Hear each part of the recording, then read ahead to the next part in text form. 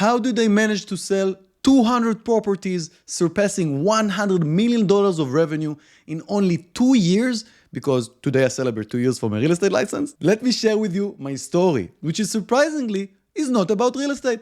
It's more about building a successful business. By the end of this video, you're going to have the 5 core artifacts that helped me build a successful business so you can apply it to your own specific situation. Howdy everyone, it's Oreo Cannon, and let me just start by saying that this is by far the most difficult episode I had to produce. Let's face it, realtors are notoriously known for self-promotion, but I personally kind of cringe on it. However, I think it's for a good cause, so I'm going to stop whining about it and just go ahead and do it. So for this episode, I'm going to dissect my own personal journey in order to understand what are the 5 core things that I think I've done well so you can apply it to your own business and absolutely crush anything that you set your mind to do. First, I'll cover the abstract, what am I trying to say here, generally speaking, and then the application, what have I done in order to apply it so you can learn from the examples and apply it to your own specific situation. So number 1, produce extra value. And let me start by saying that this artifact is the foundation of everything else. I believe that there are 2 ways to be very successful at what you do. One thing that you can do well is marketing. If you are extremely good at marketing, lead generation, all these type of things that I'm not really familiar with, you can get to a lot of crowd and just get a lot of incoming leads and convert some of them. The other thing you can do is just have an edge over everything else.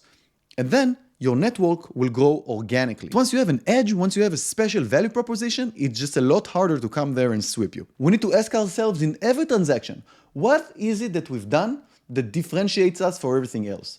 What is our critical role in this transaction that could have not been done without us? And if there is none, we should make one. So the process that worked well for me is kind of a post-mortem situation for every deal, successful or not. I'm trying to look at the deal and understand what was my role in this deal. Was I just a rubber stamp or did I create extra value? And if I didn't, how could I have created extra value?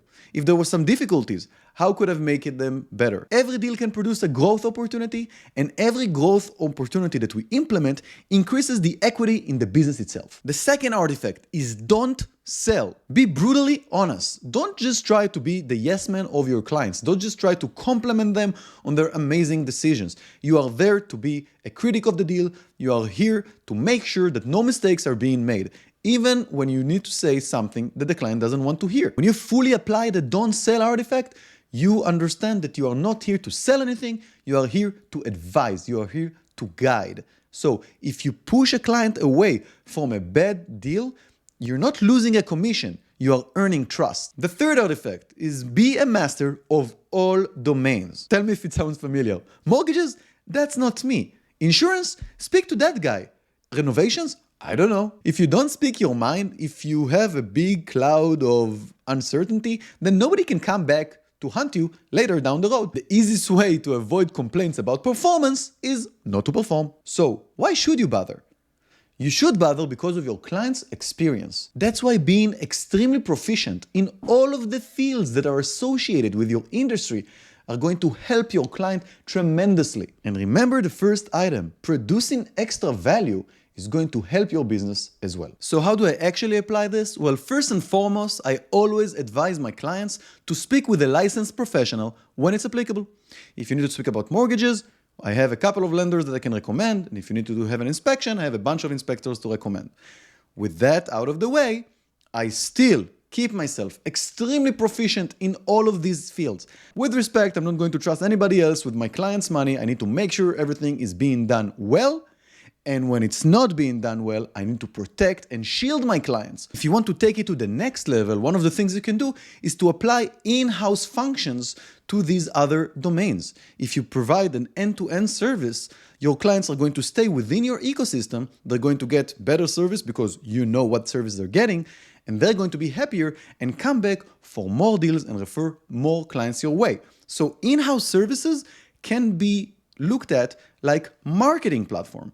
If you do it very well, you generate extra value, the marketing will happen organically. And there's nothing better than organic marketing. The fourth artifact is extreme ownership. Now we live and breathe our business. We know everything about everything. The things that are going to look trivial for us are going to be confusing for our clients. So even though the easiest way to avoid dealing with mistakes is not owning the process, this actually means that we leave our clients at risk, and poor client experience causes poor client's retention. Remember that the client's best interest is your own, and you can mitigate their lack of experience with yours. So the way that I chose to apply this artifact is to sum up all the questions, all the information that you need to know, and then divvy it up to several checkpoints, and then provide the education portion by portion so it's easily consumable instead of just bombarding them with things and hope that they can deal with it on their own. And then instead of trusting the clients to actually apply this knowledge, we're doing it for them, which brings me to the fifth artifact, which is streamlining the process. When you conduct the same process over and over and over again,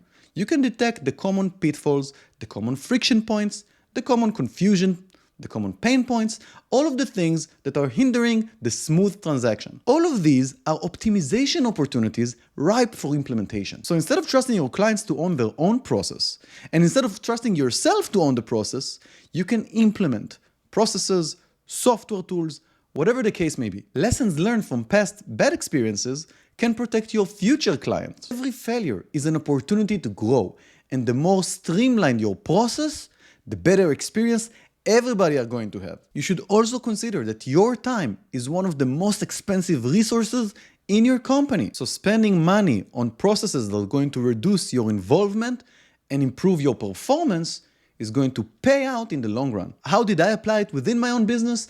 I engineered several systems that help us throughout the transaction to monitor everything, to make sure the deadlines are met. If you don't know software, you can either learn or you can just apply human processes. You can create processes with your team to make sure that everything is being done in orderly fashion and nothing gets missed. The main point that I'm trying to make here is that owning the process doesn't mean that you need to do everything on your own.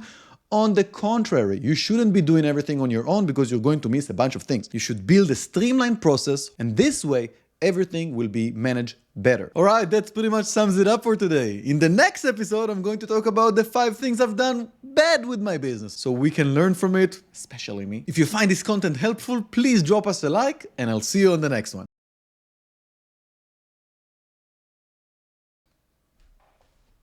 I'll do it again just in case it was bad.